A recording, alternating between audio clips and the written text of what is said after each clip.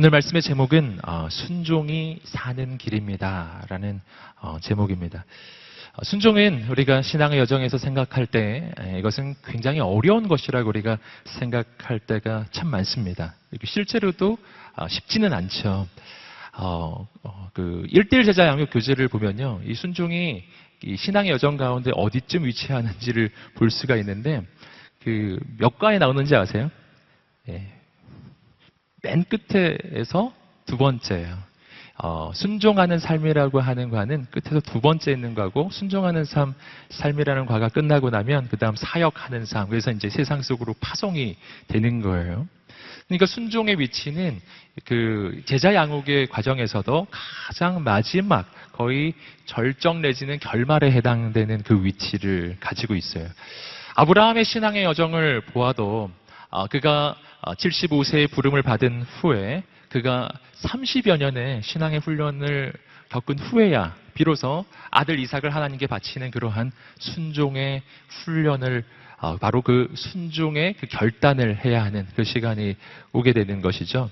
그래서 우리가 정말 처음에 서두에서 말씀드린 대로 순종하면 힘들고 어렵다라는 거죠. 나 말고 다른 사람들이 해야 할 일이라고 생각해요. 순종하려면은 적어도 뭐 몇십 년 신앙생활도 하고, 정말 그 훈련을 많이 받아야만 할 수 있는 게 아닌가. 그렇기 때문에 나하고는 별로 관계가 없는 게 아닌가. 이렇게 생각할 때가 참 많다는 것입니다. 그런데 여러분, 오늘 우리는 신명기 30장의 말씀에서 전혀 새로운 메시지를 발견해요. 오늘 신명기 30장의 메시지는 순종이 이렇게 힘들고 어려운 게 아니라는 거예요. 순종은 쉬운 거라고 오늘 이야기해요. 우리의 생각을 완전히 바꾸어 놓는 말씀입니다. 왜 그럴까요? 오늘 말씀은 왜 이 순종에 대해서 그걸 쉽다고 이야기하는가? 저는 오늘 그것을 크게 두 가지의 이야기로 함께 좀 나누어 보고자 합니다. 우리 함께 먼저 신명기 30장 11절부터 14절까지의 말씀, 신명기 30장 11절부터 14절 함께 다시 읽어보겠습니다. 시작. 내가 오늘 너희에게 명령하는 것은 너희에게 지나치게 어려운 것도 아니고 너희가 다다를 수 없는 것도 아니다.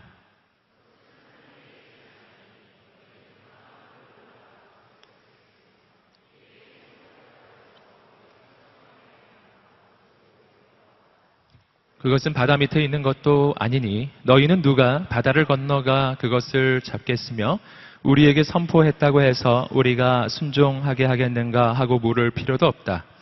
오히려 그 말씀은 내게 아주 가까워 너희 입에 있고 너희 마음에 있어 너희가 순종할 수 있다.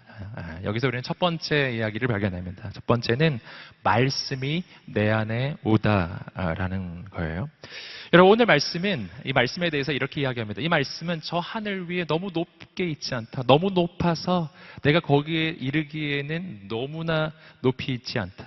이 말씀은 또한 바다 건너 저 바다 끝에 너무 멀리 있어서 내가 가기에는 너무 먼 말씀도 아니다 라고 이야기하는 거예요. 이 말씀은 어디에 있다고요? 우리의 입술, 우리의 입에 있고 이 말씀은 우리의 마음에 있다. 다시 말하면 이 말씀은 우리 안에 있는 말씀이다 라는 것입니다. 자, 여기서 우리는 이 말씀에 대한 이 관점이 오늘 신명기 30장에서 아주 급격하게 변화되고 있다는 것을 알 수가 있어요. 앞에서 말하던 그 말씀에 대한 관점에서 오늘 신명기 31장 11절에 들어오면서 이 말씀은 전혀 새로운 패러다임으로 우리에게 제시되고 있다는 것입니다. 여러분, 왜 말씀은 힘들고 어렵게만 느껴지는가? 여러분, 그 까닭을 오늘 우리는 11절, 12절, 13절 말씀에서 발견하는 거예요. 이것이 바로 말씀에 대해서 일반적으로 가지고 있는 사람들의 관점입니다. 그것은 뭐냐면 말씀은 너무 높다라는 거예요. 저 하늘 위에 있는 것처럼 너무 높다. 난 거기 도달할 수가 없다라고 생각하고, 말씀은 너무 멀다. 바다 건너 있는 것처럼. 그래서 이건 내가 할 수 있는 게 아니다라고 보통 사람들은 생각한다는 거예요. 여러분, 그런데 이렇게 생각할 때 이 공통적인 말씀에 대한 관점이 하나 있습니다. 그것은 뭐냐면 말씀이 내 밖에 있다는 거예요. 말씀이 내 바깥에 있을 때, 특별히 구약시대의 율법의 규정들입니다. 이 율법의 규정들은 내 바깥으로 주어지는 규정들이에요. 이것은 너무 높거나 너무 멉니다. 여러분, 그래서 구약 성경 전체는 바로 이스라엘 민족의 실패를 이야기해 주는 것이죠. 말씀은 너무 높고 너무 멀어서 이스라엘 민족은 그 말씀에 도달을 못해요. 여러분, 인간은 완전히 실패한 거예요. 여러분, 그래서 하나님께서는 이스라엘 민족에게, 그리고 더 나아가 우리 모두에게 새로운 영적인 대안을 주셨어요. 분명 우리는 말씀을 지켜야만 살 수가 있는데 그 말씀이 너무 높거나 멀어서 갈 수가 없으니 오늘 하나님이 해주신 일이요, 바로 예수님을 통해서 새 일을 이루어 주신 것입니다. 주님 통해서 일어나는 새로운 일. 여러분, 그것이 바로 오늘 이 신명기 30장 11절부터 14절이 말해주는 거예요. 그것은 말씀이 더 이상 내 밖 저 멀리 저 높이 저 멀리 있는 것이 아니라 이 말씀이 내 안으로 들어왔다는 것입니다. 내 입에, 내 마음 속에 이 말씀이 들어옵니다. 여러분, 그러면 무슨 일이 일어날까요? 말씀이 밖이 아니라 내 마음에 들어왔어요. 여러분, 이제부터는 상황이 달라집니다. 말씀이 내 바깥에 있을 때는 내가 그것을 지키려고 애를 쓰는 거예요. 그러므로 이 말씀을 지키는 주체가 바로 내가 되는 것이죠. 내가 이 말씀을 지키려고 애를 쓰면 반드시 실패합니다. 인간의 의지와 노력은 너무나 약하기 때문이에요. 하지만 말씀이 내 마음속으로 들어오면 완전히 달라져요. 그때부터는 내가 말씀을 지키는 것이 아니라 말씀이 나를 지키는 것입니다. 내가 말씀을 이끄는 게 아니에요. 말씀이 내 인생을 이끌기 시작해요. 여러분, 말씀이 내 안에서 내 마음을 통치하고 다스리기 시작하는 거예요. 여러분, 세상에서 제일 쉬운 일이 뭔가요? 그거는 너 마음대로 해 라는 거죠. 마음대로 해. 뭐 먹을래? 네 마음대로 해.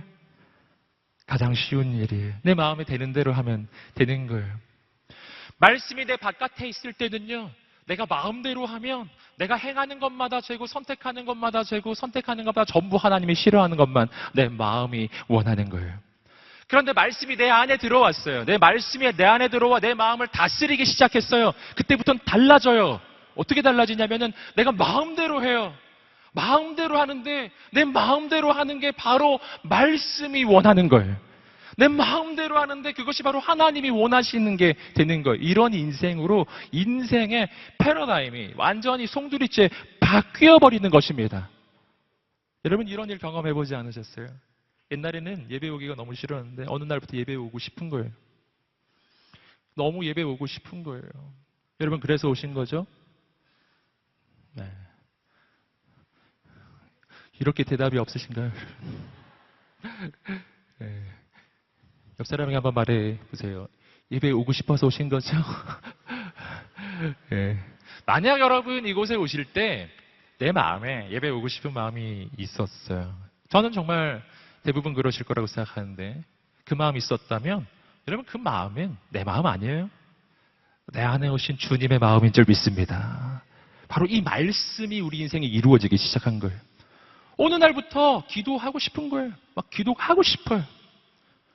여러분, 어느 날부터 여름이 되면 아울렛을 가고 싶은 거예요.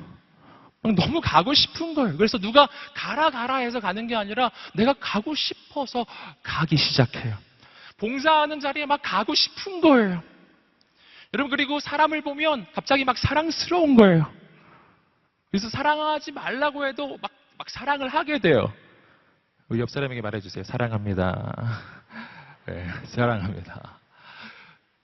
이상하게 내가 사람들을 용서하지 않으면 마음이 너무 힘들기 시작하는 거예요. 내 마음이 바뀌고 생각이 바뀌어요. 내 마음의 근본적인 변화가 일어나기 시작하는 것입니다. 여러분, 우리가 주님 안으로 들어가면 내 마음의 변화가 일어나요. 이것이 바로 이 순종이 어렵기만 하지 않은 까닭이에요. 전에도 한번 말씀드렸지만 이 놀라운 이야기라서 한 번 더 말씀드리고 싶어요. 김하중 장로님과 제 개인적으로 대화를 나눌 기회가 있었는데 그분이 그 성적인 부분에 대해서 말씀해 주신 적이 있었는데 그 젊은 날에 가장 중대한 유혹 중에 하나죠. 성적인 유혹. 예, 특히 형제들 약합니다. 예, 보는 것에 약하잖아요. 보는 것. 그 장로님이 이렇게 말씀해 주셨어요. 장로님은 야한 이미지, 야한 동영상 결코 보지 않으신다고 하시더라고요. 물론 당연히 그렇죠. 근데 그 까닭을 말씀해 주셨는데 그 까닭은 야한 이미지나 야한 동영상을 보면 장로님의 눈에는 그게 뱀으로 보이신대요. 뱀. 그래서 이게 보면 막 즐거운 게 아니라 무섭대요. 무서워서 안 보신다고 하시더라고요. 저는 그것이 그 장로님이 무슨 헛것을 보는 거라고 생각하지 않아요. 저는 이런 생각이 듭니다. 장로님은 진짜 실체를 보고 계신 거예요.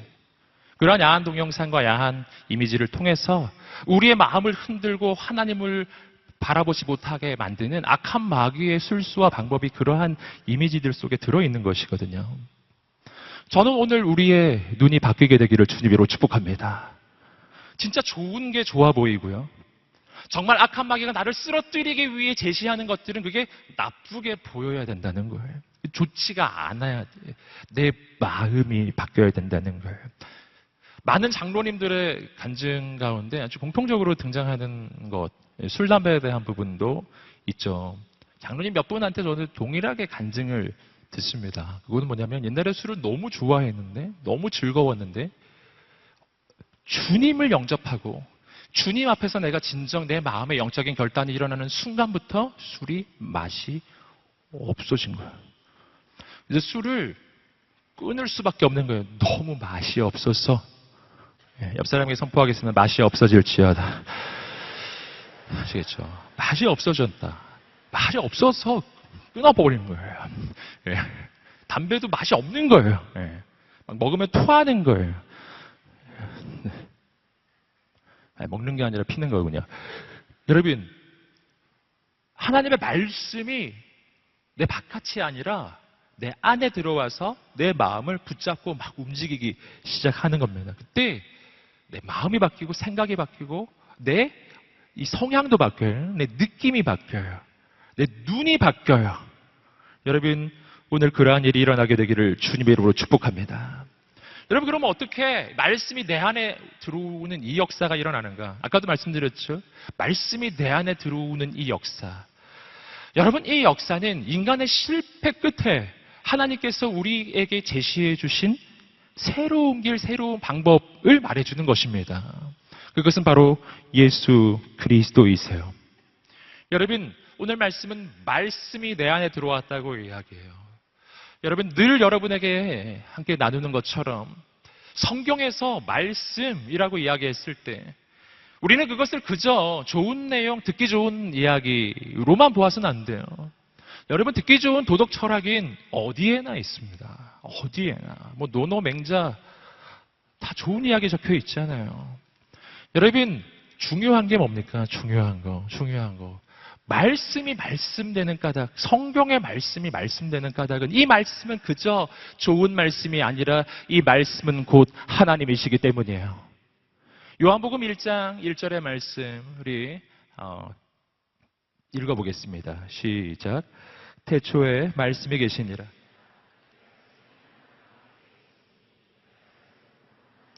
아멘. 태초에 말씀이 계셨습니다. 그 말씀이 하나님과 계셨고 그 말씀이 곧 하나님이십니다. 누구시죠? 예수 그리스도이십니다. 예수 그리스도. 여러분, 말씀의 실체입니다.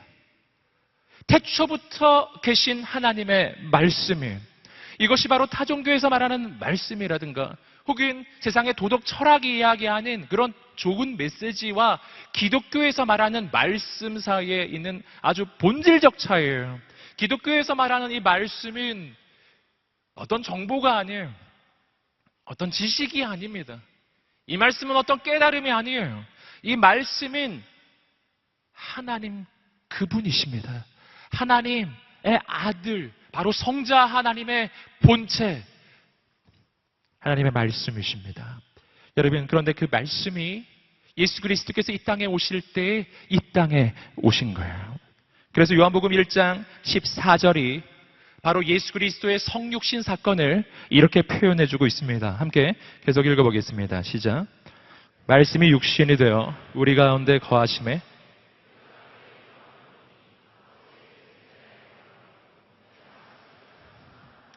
아멘. 말씀이 육신이 되어 우리 가운데 거하심에 우리가 그의 영광을 보니 아버지의 독생자의 영광이요 은혜와 진리가 충만하더라. 영원 전부터 계신 하나님의 말씀, 하나님의 실체, 그 말씀이신 하나님이 인간이 되셔서 이 땅으로 내려오셨습니다. 우리 가운데 말씀이 육신이 되어 오신 분이 계세요. 누구시죠?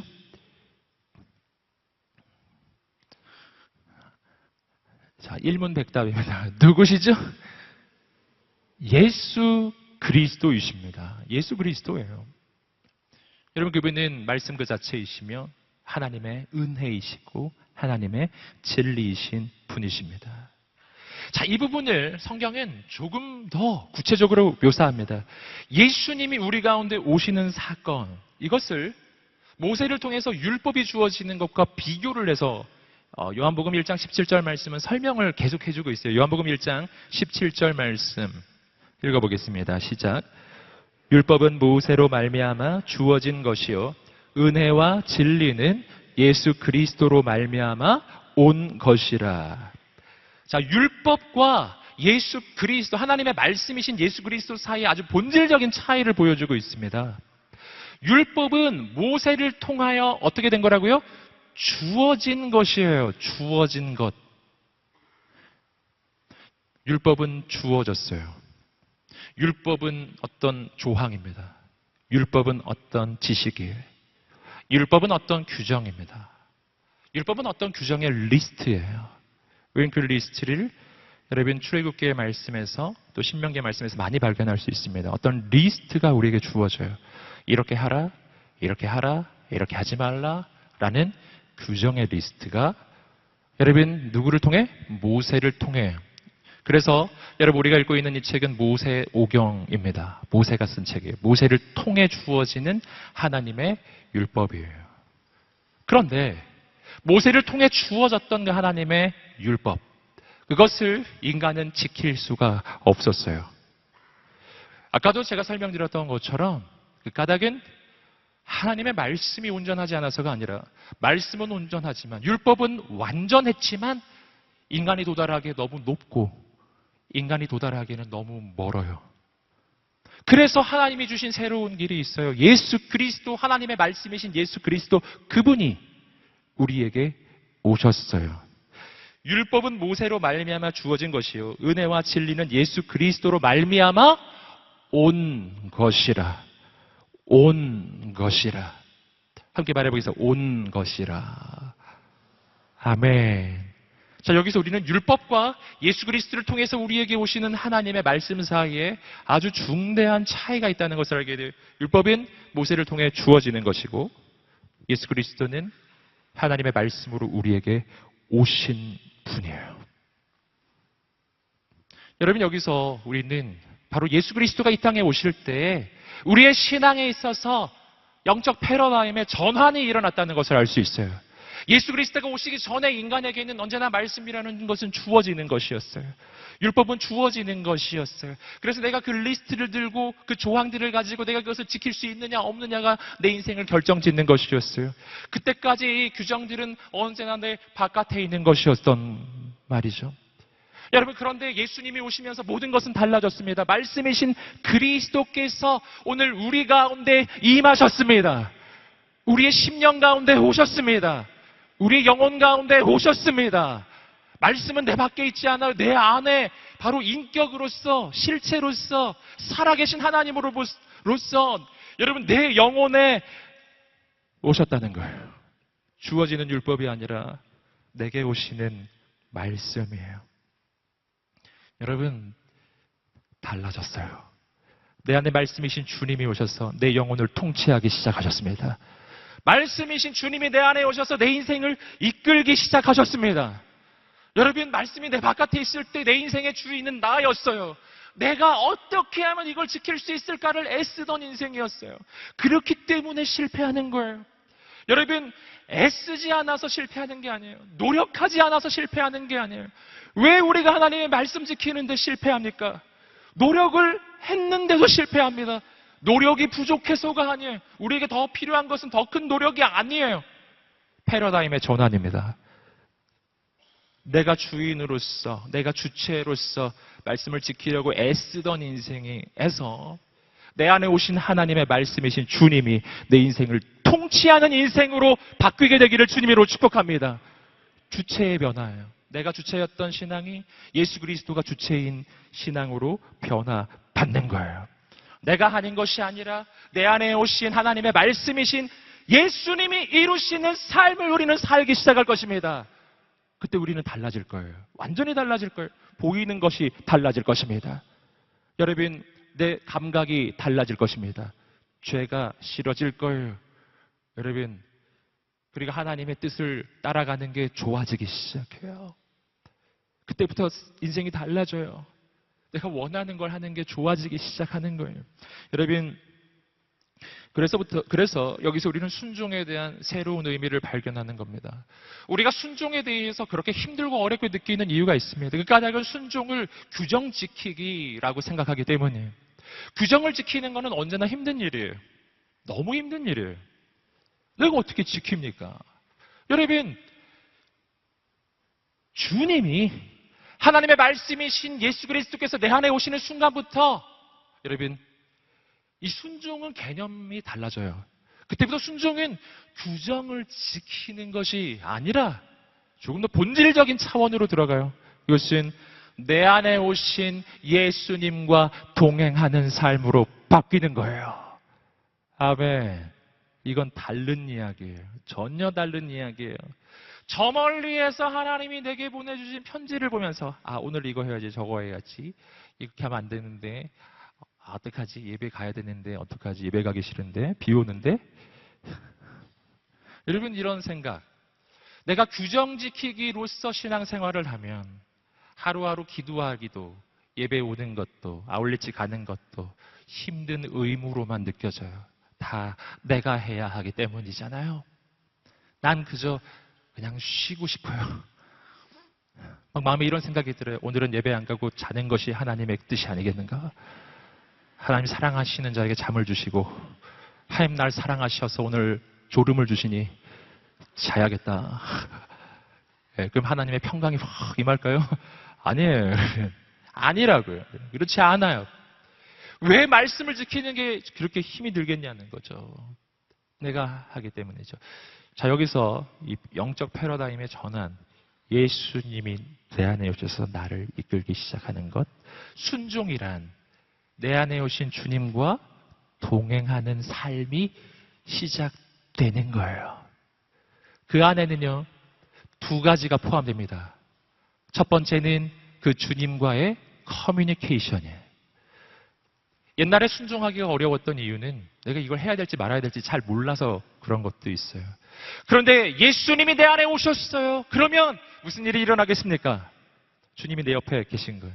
그분께 물어볼 수 있잖아요. 주님, 제가 이걸 할까요? 이렇게 말할까요? 여기 갈까요? 주님, 오늘 예배 갈까요? 주님 말씀하시겠죠? Yes! 비와도 가야 합니까? 맞다! 그런 거죠. 여러분, 주님 음성 들으셔야 돼요. 주님 음성. 그러니까 순종의 과정이 주님과의 교제의 과정이 되는 것이죠. 또 하나가 있습니다. 그때 주님이 내 밖에 저 멀리에 계시면은 그냥 규정만 보내주는 거잖아요. 하지만 주님이 지금 내 옆에 계세요. 그럼 어떻게 되죠?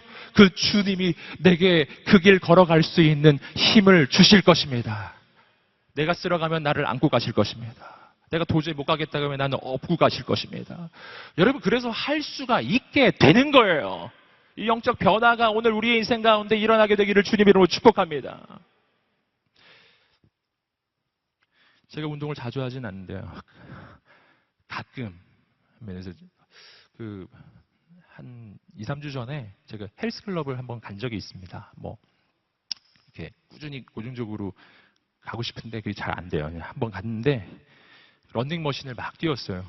러닝머신 막 뛰는데 TV가 있잖아요. 보통 헬스클럽 가면 그 앞에서 심심하니까 TV 이렇게 봤습니다. 제가 평소에는 TV를 거의 안 봐요. 그래서 프로그램을 잘 모르는데 그날따라 하여튼 이렇게 보다 보니까 뭐 이렇게 뛰면서 뭘 보면 제일 좋을까?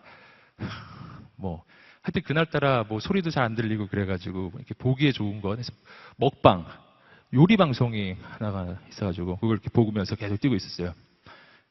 그 백선생 누군지 아시죠? 가만히 알고 봤더니 그게 그 집밥 백선생이라는 그 유명한 프로그램이었더라고요. 제가 그거를 진짜 재미있게 봤어요. 네, 정말 재밌더라고요. 그날 그 프로그램 내용이 뭐였냐면 라면에 대한 거였는데 저는 태어나서 그렇게 신기한 라면 처음 봤습니다. 혹시 보셨습니까? 네, 할렐루야. 네, 제가 꼭 보란 얘기는 아니에요. 막 우유에다 라면 끓이고 그런 것도 있고 또 라면으로 막 땅콩버터 넣어가지고 막 끓이고 막 그러는데 너무 맛있어 보이더라고요. 보면서 저걸 꼭 해봐야겠다. 막 이런 생각을 막 했어요. 막 보면서 또 그런 생각 들죠. 우리 아들이 되게 좋아할 텐데. 뭐 이런 생각도 하면서 유심히 이것을 봤었어요. 아직 끓여보진 않았는데요. 근데 여러분 한번 생각해 보세요. 제가 그 방송을 보았습니다. 그리고 집으로 와서 이제 라면을 제가 한번 끓여보는 거예요. 이제 끓여보는 거예요. 제가 거기서 봤던 라면을 끓여볼 수 있는 방법은요, 3가지가 있습니다. 첫째, 기억에 의존하는 법. 프로그램을 기억하면서 끓여보는 거예요. 그러면은 절대 못 끓입니다. 저는 기억력이 안 좋아요. 지금도 다 나머지가 아무것도 생각이 안 나거든요. 우유, 땅콩버터, 그거밖에 생각이 안 나요. 이래가지고는 끓일 수가 없죠. 두 번째 방법이 있습니다. 두 번째 방법은 인터넷에서 백종원 레시피를 검색하는 거죠. 라면 끓이는 법. 그럼 나오겠죠? 그거 보면서 끓이는 거예요. 레시피를 보면서 끓이는 거예요. 그럼 어떻게 될까요? 끓일 수는 있어요. 맛을 보장할 수 없어요. 왜냐하면 저는 백선생이 아니거든요. 네. 레시피는 동일하나 끓이는 이가 달라요. 맛이 다르게 되어 있습니다. 자, 여러분. 3번째 방법이 있습니다. 백선생을 모시는 거예요. 우리 집으로 초대하는 거예요. 네, 물론 사례를 주면서 얼마를 줘야 될지 모르겠는데 아무튼 네, 그런 일은 뭐 하지 마세요. 그분이 우리 집에 왔어요.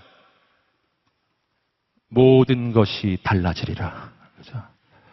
완벽하게 달라집니다. 내가 그분이 만든 레시피를 읽으면서 하는 것과 그분이 직접 우리 집에 와서 라면 끓여주는 거는 완전히 다른 거예요. 그때 내가 끓일 수도 있어요. 끓이면서 궁금하면 어떻게 하면 되죠? 레시피 찾아볼 필요 없어요. 물어보면 돼요. 백 선생님 어떻게 할까요? 이렇게 물어보면은 옆에서 바로 가르쳐 주잖아요. 정 안 되면 어떻게 하면 됩니까? 끓여주세요. 이렇게 하면 되는 거죠.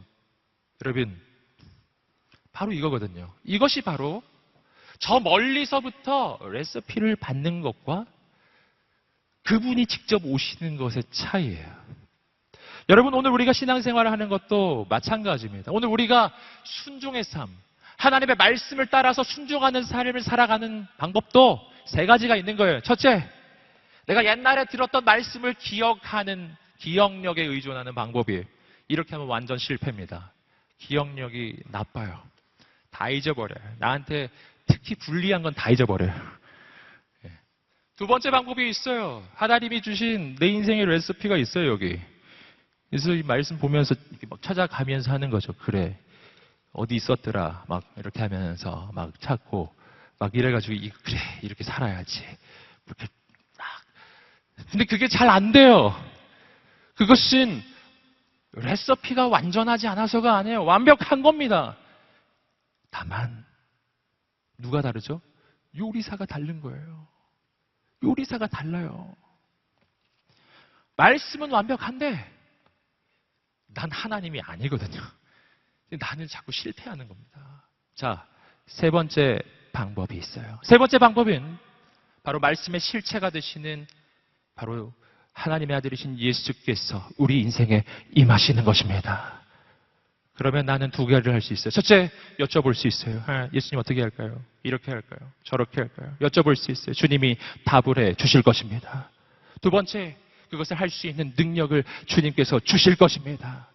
정말 안 되면 주님께서 우리의 인생을 직접 인도하기 시작할 것입니다. 여러분, 이것이 주님과 동행하는 순종의 삶의 모습이에요. 너무 어렵지 않은 거예요. 너무 어렵지 않은 거예요. 주님이 내 안에 오시면 괜찮은 것입니다. 히브리서 10장 16절 말씀은 이것을 이렇게 이야기해 주고 있습니다. 히브리서 10장 16절입니다. 시작. 이것은 그날 후에 내가 그들과 맺을 언약이다.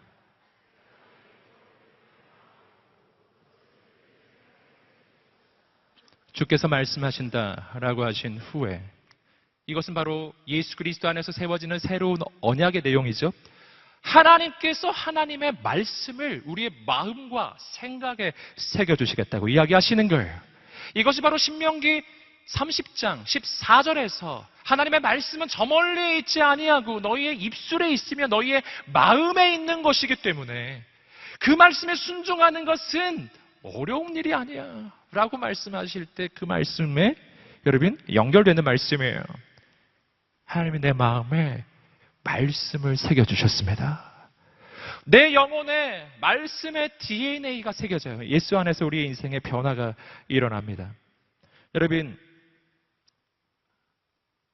그리고 이 삶이 가능한 까닭, 그 까닭은 내 안에 주님이 오셨기 때문이라고 말씀드렸죠. 근데 그 예수님이 내 안에 어떤 방식으로 오시는가? 성령을 통해서 오세요. 함께 요한복음 14장 26절 말씀 읽어보겠습니다. 요한복음 14장 26절입니다. 시작. 그러나 보혜사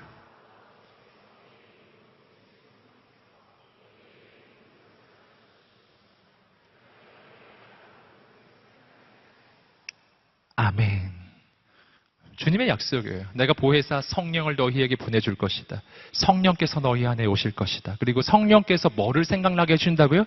내가 너희에게 가르쳐준 것들을 너희에게 생각나게 해주실 것이다. 여러분, 이것이 바로 내 안에 계신 성령이 해주시는 일이에요. 내 안에서 내 마음에 내 인생에 하나님의 말씀을 계속 알려주시는 거예요. 계속 알려주시는 거예요. 계속 알려주시는 거예요. 이번 여름에는 아울리치 가야지. 할렐루야. 사랑해야지. 용서해야지. 섬겨야지. 거룩의 길을 걸어가야지. 내 안에서 주님께서 내 안에 계속 주의 음성을 들려주시는 거예요. 여러분, 그래서 순종은 바로 이 성령님과 동행하는 삶을 이야기하는 것이고 바로 그분이 친히 이루시는 삶이라는 것입니다. 여러분, 신약 성경을 보시면은 이 신명기 30장 바로 이 부분 12절 13절 말씀이 굉장히 중요하다는 것을 어떻게 알 수 있냐면은 이 말씀이 로마서의 말씀에서 인용되고 있기 때문이에요. 근데 그렇게 인용하면서 로마서는 바로 이 신명기 금방 우리가 읽으셨던 30장 12절과 13절을 직접 해설을 해주고 있습니다. 신약이 구약을 해설해 주는 거예요. 함께 로마서 10장 6절 7절 읽어보시겠습니다. 시작.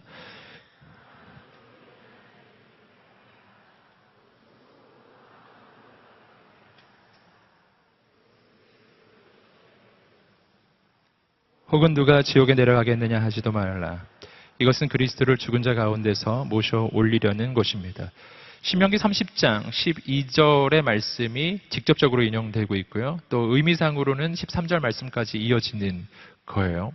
그것을 신약 성경이 해석합니다. 너희는 속으로 누가 하늘로 올라가겠느냐 하지 말라. 그것은 그리스도를 저 하늘로부터 모셔 내리는 것이다. 뭐 이렇게 지금 내리려는 것이다. 뭐 이렇게 지금 이야기를 해주고 있죠. 이게 지금 뭐를 의미하고 있냐 하면은 예수 그리스도가 우리를 위해서 친히 이 땅에 내려오셨다는 것을 이야기하는 거예요.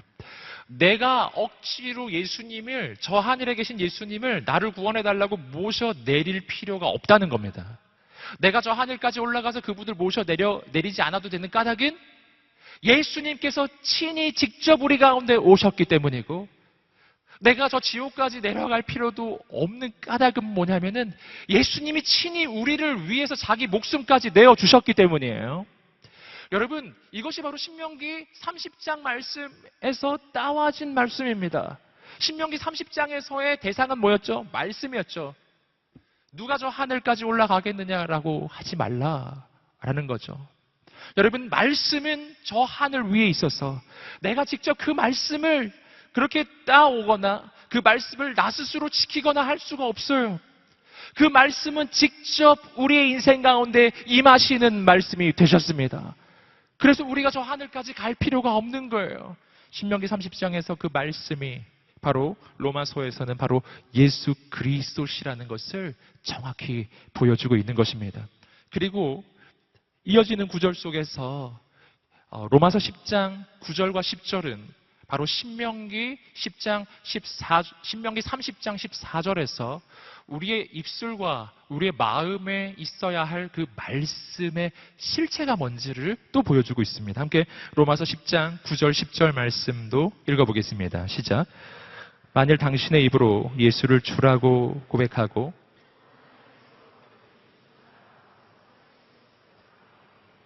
구원을 받을 것입니다.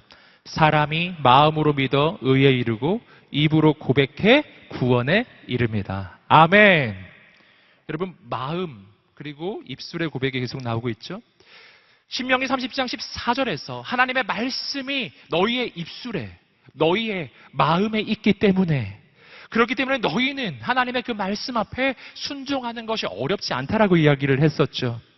여러분, 그때 내 마음과 내 입술에 있어야 할 그 말이 뭐냐라는 거죠. 무슨 말이냐는 거죠. 그게 뭐냐? 오늘 로마서 10장 9절 10절은 그것을 이야기해 주고 있는 거예요. 내 입으로는 예수를 주라고 고백하고 내 마음으로는 예수께서 죽은 자 가운데서 부활하셨다는 것을 믿는 거예요. 예수 그리스도가 하나님의 아들이시며 죽은 자 가운데서 부활하셨다는 바로 그 사실을 내가 입으로 고백하고 마음으로 믿고 선포하면, 여러분, 그때 주님께서는 우리 안에 오셔서 우리의 인생을 이끌기 시작할 것입니다.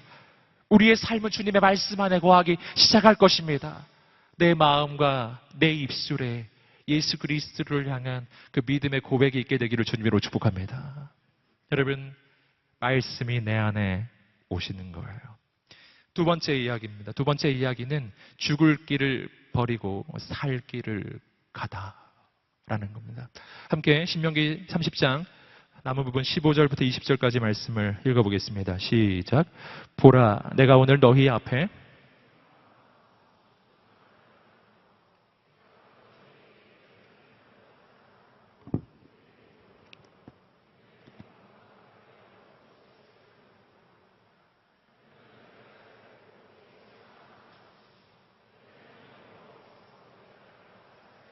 그 땅에서 너희에게 복 주실 것이다. 그러나 만약 마음을 돌려 너희가 순종하지 않고 만약 너희가 멀리 나가 다른 신들에게 절하고 경배한다면 내가 오늘 너희에게 선언한다. 너희는 반드시 멸망할 것이며 요단강을 건너 들어가 차지할 그 땅에서 오래 살지 못할 것이다. 오늘 내가 하늘과 땅을 증인으로 삼아 너희 앞에 생명과 죽음, 복과 저주를 두니 생명을 선택해 너희와 너희 자손들이 살고 너희 하나님 여호와를 사랑하고 그분의 음성에 귀 기울이며 그분을 단단히 붙들라. 여호와는 너희 생명이시다. 그분께서 너희 조상 아브라함, 이삭, 야곱에게 주시겠다고 맹세하신 그 땅에서 너희가 살 것이다. 아멘. 여러분, 주님께서는 순종의 삶에 대해서 두 번째 이야기를 해주셨어요. 순종이 어렵지 않은 까닭은 그 순종의 길이 헷갈리는 길이 아니기 때문입니다. 우리에게 혼돈을 주지 않으세요. 하나님은 우리에게 혼란스럽게 길을 제시하지 않는다고요. 이게 정답이 뭐지? 이게 헷갈리게 하지 않아요. 주님은 이렇게 말씀하셨어요. 내가 주님의 말씀을 따라가면 생명과 번영을 얻게 되리라. 말씀을 따라가지 아니하면 사망과 멸망을 당하게 될 것이다. 자, 선택해라. 순종하면 살 것이고 불순종하면 죽을 것이다. 순종하면 번성할 것이고 축복을 받을 것이고 불순종하면 멸망받고 저주를 받을 것이다. 어느 길 갈래? 이지선다형이야. 어떻게 하시겠어요? 완전 쉽죠? 이건 공부를 안 해도 알아요. 답은 뭐죠? 순종이잖아요. 너무 당연해요. 만약 하나님께서 너 순종하면 짜장면 주고 불순종하면 짬뽕이야. 어느 쪽 갈래? 그러면 완전 혼란이 빠지는 거죠. 나 순종하고 싶은데 난 짬뽕이 먹고 싶어요. 근데 난 짬뽕 먹고 싶은데 하나님 순종하라고 하시니까 너무 막 힘든 거예요. 막 마음이 힘들고 막 고통스러워요, 진짜. 하나님은 그렇게 했는데 그렇게 말씀 안 하신다는 거예요. 하나님 이렇게 말씀하시는 거예요. 네가 순종하면 맛있는 짜장면을 먹을 것이다. 네가 불순종하면 상한 짜장면을 먹을 것이다. 자, 뭐 먹을래? 어느 쪽 갈래? 너무 당연하잖아요. 이거 뭐 생각할 필요도 없는 겁니다. 그런데 어리석은 인간은요, 갈등해요. 신기하게 갈등해요. 자, 순종하면 살고 불순종하면 죽을 거야. 어느 쪽 갈래? 어떻게 해야 되지? 갈등 막 왜 갈등하는 겁니까? 왜 갈등합니까? 그 까닭은 순종했을 때 오는 축복과 불순종했을 때 오는 저주가 즉각적으로 오는 게 아니기 때문이에요. 안타깝게도 순종했을 때 오는 축복은 그 앞에 약간의 고난이 있어요. 그래서 순종을 선택할 때 당장 눈앞에 보이는 건 고난인 거예요. 그거 넘어야 축복이 나오는데, 반면에 불순종은 이 길 가면 반드시 죽습니다. 망하는 거예요. 여러분, 그런데 당장 눈앞에는 좋은 게 있어요. 거기 쾌락이 있어요. 내가 진짜 원하는 게 거기 있는 거예요. 갈등이 찾아와요. 인간은 어리석게도 내 눈앞에 있는 것 너머를 볼 수 있는 능력이 없어요. 우리는 너무나 뻔히 알면서도 순종과 불순종 가운데 갈등하는 이유가 바로 여기에 있습니다. 눈앞에 있는 것만 보고 있기 때문입니다. 여러분 어떻게 해야 됩니까? 여러분 여기서 우리는 모델이 필요합니다. 그 모델이 바로 예수 그리스도예요. 여러분 주님께서 부딪힌 그 순종의 순간은 우리 인간들이 부딪혔던 그 어떤 순종의 결단의 자리보다 더 어려운 순간이었어요. 순종하면 십자가가 눈앞에 있어요. 불순종하면 사는 겁니다. 순종하면 그러나 십자가 뒤에 영광이 있어요. 근데 지금은 안 보이는 겁니다. 바로 이때 그 밤이 예수님께도 가장 깊은 혼란의 밤이었죠. 그때 주님이 어떻게 하셨는가? 함께 히브리서 12장 2절 말씀입니다. 읽어보겠습니다. 시작. 그는 자기 앞에 놓여있는 기쁨을 위해 부끄러움을 개의치 않으시고 그래서 그는 하나님의 보좌 오른편에 앉게 되셨습니다. 주님이 뭘 보셨는가를 오늘 말씀은 이야기해 줘요. 주님은 어떻게 십자가를 선택하셨는가? 그 까닭은 그 십자가 뒤에 있는 하나님의 기쁨을 보셨기 때문이에요. 기쁨으로 그 십자가를 참으신 거예요. 그 눈이 열려진 것이죠. 그 다음을 보는 눈이 열려져야 합니다. 제가 이 부분을 좀 묵상할 때 한 분 생각나더라고요. 예. 누군지 알려고 하지 말라고 제가 말해도 지금 말하면 누군지 아실 텐데 그 대학부의 전체 담당하고 계시는 최모 목사님이 있어요. 네, 저 밑에서 설교하신 분이죠. 네, 바로 이 아래. 그분이 최근에 가끔 우리 예배에도 오신 분 그분. 네. 그분이 최근에 다이어트에 성공하셨습니다.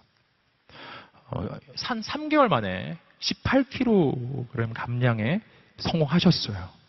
너무 놀랐어요.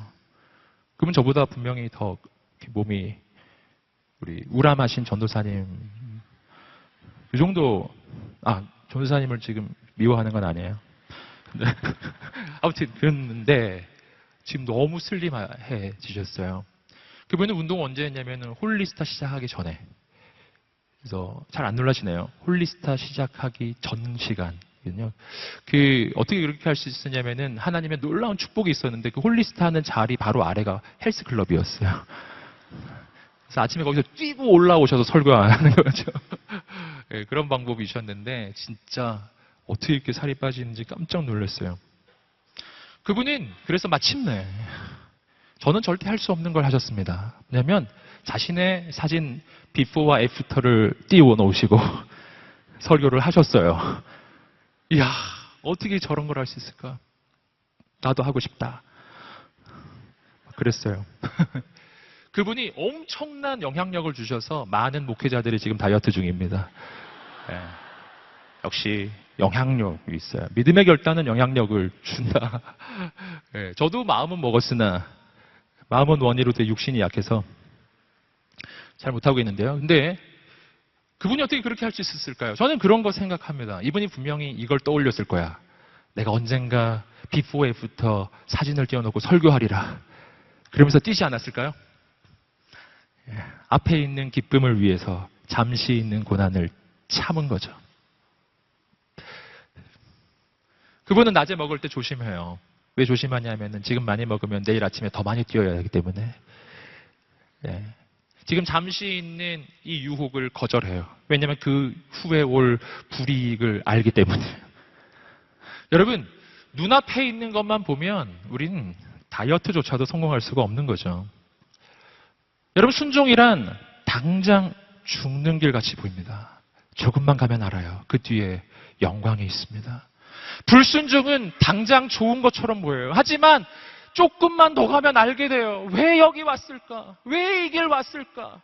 여러분, 오늘 우리 인생 가운데 새로운 영적인 결단이 있게 되기를 축복합니다.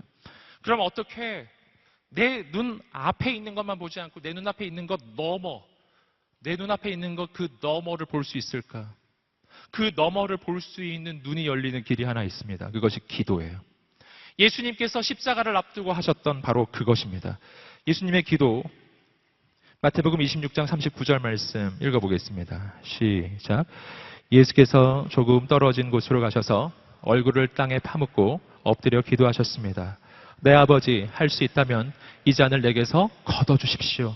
그러나 내 뜻대로 하지 마시고 아버지의 뜻대로 하십시오. 할렐루야. 여러분, 기도예요, 기도. 주님은 그 밤에 기도하셨습니다. 잘 보시면 아시겠지만 주님도 십자가 앞에서 주저하셨다라는 거예요. 왜냐하면 육체적 고통이 크기 때문이 아니라 하나님과 단절되는 영적 고통이 너무나 커서 할 수만 있거든 이 잔이 지나가게 해주십시오. 주님의 인간으로서의 마음입니다. 하지만 내 뜻대로 마시고 아버지의 뜻대로 되기를 원합니다. 기도예요. 여러분이 기도 속에서 우리는 예수님의 기도의 두 가지 특징을 발견합니다. 첫째, 정직한 기도입니다. 주님은 힘든데 힘들지 않은 척하지 않으셨어요. 혼란스러운데 명료한 것처럼 말하지 않으셨습니다. 주님은 있는 그대로를 말씀하셨어요.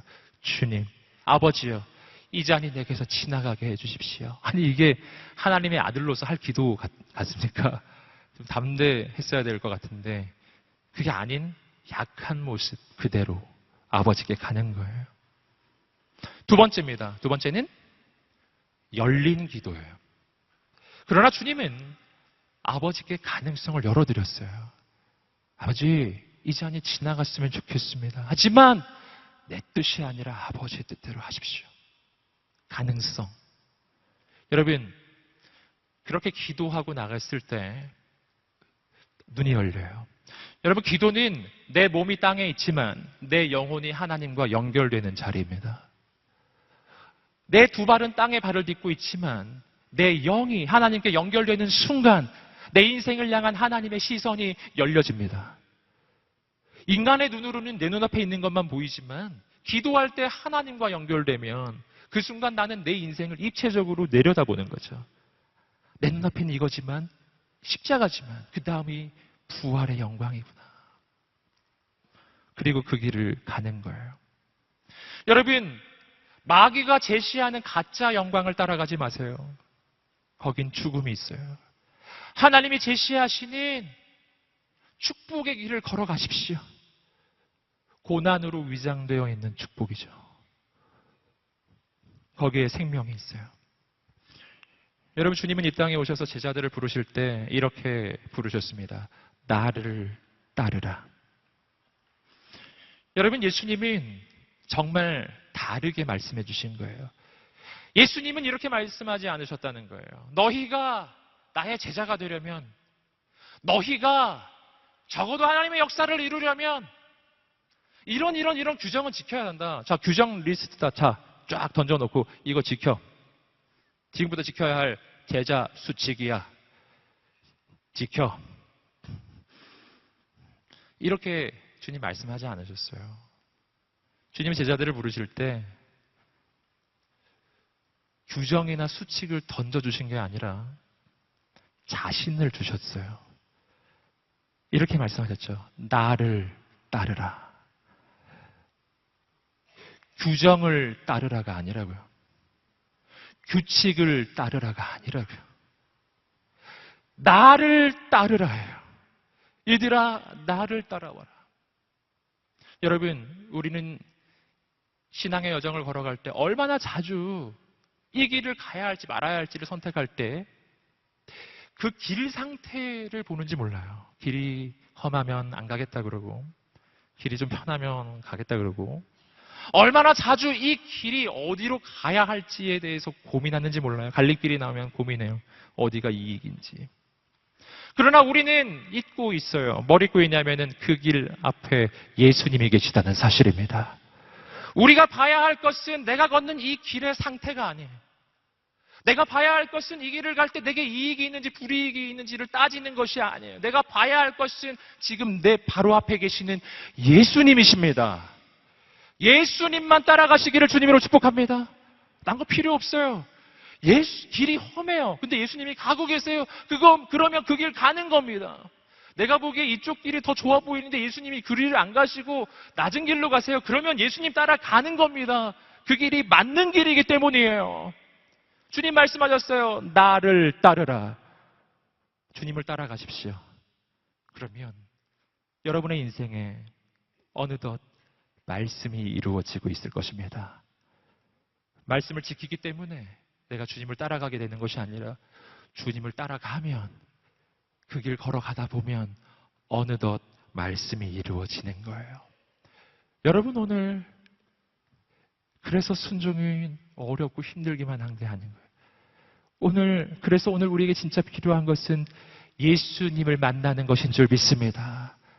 여러분, 이 시간 우리가 그분 앞에 나아갔으면 좋겠어요. 모두 우리에게 필요한 것은 그분을 향한 믿음의 결단이에요. 그분을 향한 믿음의 선택입니다. 여러분 가운데 오늘 우리 모두에게 해당 사항이 있을 겁니다. 주님, 내가 말씀이신 예수님 만나기 원합니다. 내 인생이 주님을 따라가기 원합니다. 우리 그 마음을 가지고 있는 우리 모든 분들 자리에서 한번 일어나 보시겠습니다. 다 함께 자리에서 일어나셔서 우리가 이 찬양으로 하나님 앞에 먼저 나아가기를 원합니다. 주님 말씀하시면 내가 나아가리라. 주님 뜻이 아니면 내가 멈춰서리라. 나의 가고 서는 것 주님 뜻에 있으니 오 주님 나를 이끄소서. 주님 말씀하시면 내가 나아가리라. 주님 뜻이 아니면 내가 멈춰서리라. 나의 가고 서는 것 주님 뜻에 있으니 오 주님 나를 이끄소서. 뜻하신 그곳에 나 있기 원합니다. 이끄시는 대로 순종하며 살리니 연약한 내 영혼 통하여 일하소서. 주님 나라와 그 뜻을 위하여 뜻하신 그곳에 나 있기 원합니다. 이끄시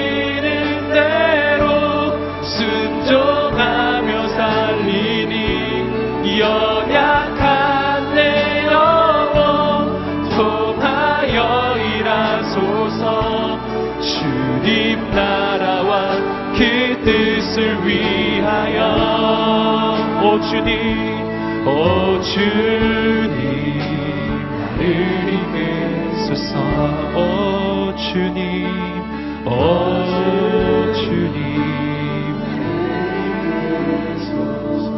아멘. 우리가 함께 두 손 들고 기도하며 나아가겠습니다. 네 주님, 주님의 길을 보여주십시오.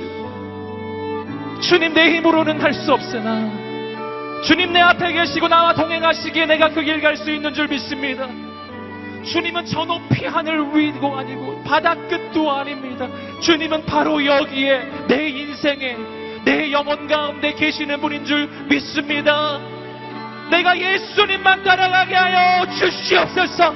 오늘도 내 마음 가운데 내 영혼 가운데 속삭이시는 그 음성을 듣게 하여 주시옵시고 그 말씀 앞에 순종의 결단을 하게 하여 주시며 내 힘으로 날 수 없사오니 주의 능력을 부어달라고 우리가 간절히 기도하기를 소원합니다.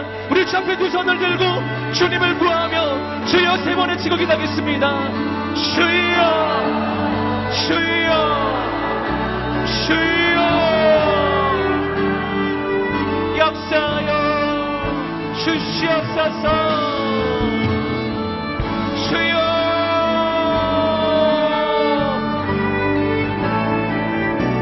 간절히 기도하며 나가는 영혼마다 거룩한 주의 성령을 부으시고 주의 은혜를 부으시고 주여 오늘 우리 가운데 말씀하여 주시고 주여 오늘 우리 가운데 새 일을 이루어 주시기를 소원합니다. 아버지 아버지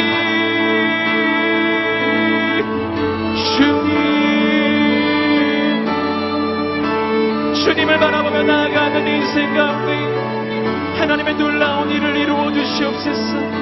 놀라운 역사를 이루어 주시옵소서. 새 일을 이루어 주시옵소서.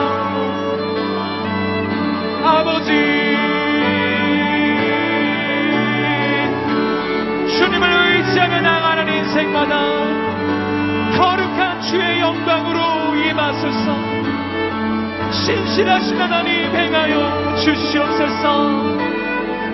오늘 우리 가운데 역사하여 주시옵소서. 하나님 아버지 주님 은혜를 내려주시옵소서. 하나님 거룩하신 하나님 아버지 역사하여 주시옵소서. 주님을 사모합니다. 주님을 의지합니다. 주님을 사모합니다. 주님을 의지합니다. 주님을 사모합니다. 주님을 의지합니다. 주님을 사모합니다. 눈이 열릴지어다. 귀가 열릴지어다. 마음 눈이 열릴지어다. 아버지 오늘 우리 가운데 오시옵소서. 오늘 우리 가운데 역사해 주시옵소서. 오 주님 예 주님 이 시간 예수 그리스도를 명하는 이 모든 혼잡함이 떠나갈지어다. 모든 혼잡함이 떠나갈지어다. 여러분 왜 혼잡합니까? 왜 길이 보이지 않습니까? 잘 생각해 보세요. 진짜 길이 없어서 그런 게 아니에요. 난 길을 알아요. 난 어디로 갈지 알아요. 그런데 가고 싶지 않은 거예요. 가고 싶지 않은 거예요. 지금 내 눈앞에 고난이 있었어. 지금 내 눈앞에 어려움이기 때문에 나는 쉬운 길을 가고 싶은 거예요. 나는 내 쾌락을 쫓아가고 싶은 거예요. 여러분 왜 하지 않습니까? 왜 가지 않습니까? 여러분 바로 이 시간 여러분 인생에 내려야 할 영적인 결단이 필요합니다. 죄악의 길을 끊을지어다. 모든 죄악의 길이 끊어질지어다. 그 길 가지 마십시오. 죽을 것입니다. 망할 거라고요. 지금 당장 좋아 보여도 지금 당장 쾌락이 있어도 절대 가지 말아야 할 길이에요. 하지만 난 가야 합니다. 주님 부르시는 길을 가야 돼. 주님 원하시는 길을 가야 합니다. 아버지 주님을 따라가게 하여 주시옵소서. 그런데 그 길 가는 거 어렵지 않다고요. 오늘 주님이 약속하셨잖아요. 나 혼자 가는 길이 아니기 때문에, 거기에 성령님이 계시기 때문입니다. 거기에 우리 예수님이 계시기 때문입니다. 우리가 함께 기도하며 나갈 때 한 번 더 기도합니다. 주의 영을 부어주시옵소서. 주의 성령을 부어주시옵소서. 눈이 열릴지어다. 마땅히 가야 할 길을 보게 하여 주시옵시고, 오늘 내 마음을 깨닫게 하여 주시옵소서. 오늘 이 시간 성령을 부어주셔서 주님이 이끄시는 그 길 갈 수 있도록 역사해달라고 거룩한 성령의 역사를 사모하며 두 손 들고 주여 세 번 외치며 기도하겠습니다. 주여, 주여, 주여. 아버지,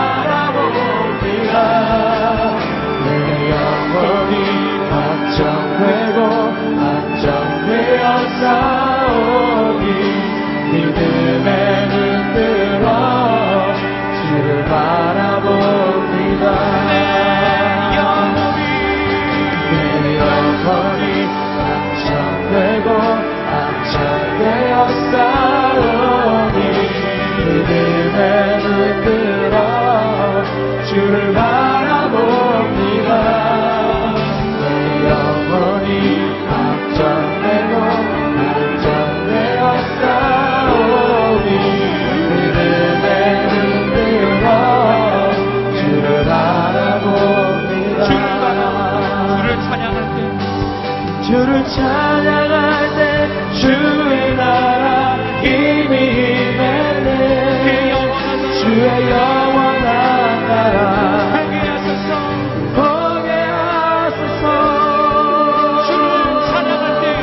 주를 찬양할 때 주의 나라 이미 임했네. 주의 영원한 나라 보게 하소서.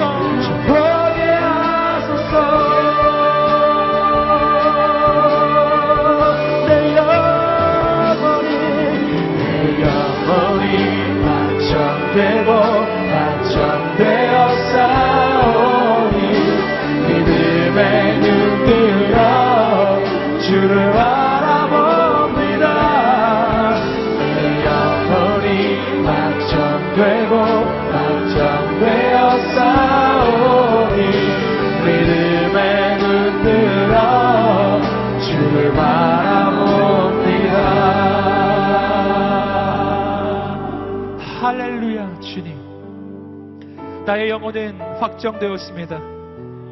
나와 동행하시는 예수님을 따라갑니다. 나를 따르라. 주님만 바라보겠습니다. 길이 어떠한지 보지 않을 것입니다. 오직 예수님만 보겠습니다. 주님이 가시는 곳에 나도 가고 주님이 서시는 곳에 나도 서겠습니다. 주님이 하시는 그 일을 나도 하겠습니다. 주님이 하시지 않는 일은 나도 하지 않겠습니다. 오늘 우리의 젊은 날 믿음의 결단이 일어나게 하여 주시옵소서. 거룩한 젊은이들이 깨어날지어다. 거룩한 청년들은 일어날지어다. 영혼들이 깨어날지어다. 눈이 열릴지어다. 가야 할 길과 가지 말아야 할 길이 분별되게 하여 주십시오. 하나님 아버지, 눈앞에 있는 불이익이 아니라 그 넘어 계신 하나님의 영광을 보게 하여 주시옵소서. 아버지, 주님과 함께 동행할 때 주님 이루실 놀라운 일을 기대하고 소망합니다. 감사하며 예수님의 이름으로 기도드립니다. 아멘. 하나님께 감사의 박수 올려드리겠습니다. 주님을 찬양합니다. 자리에 앉으시겠습니다.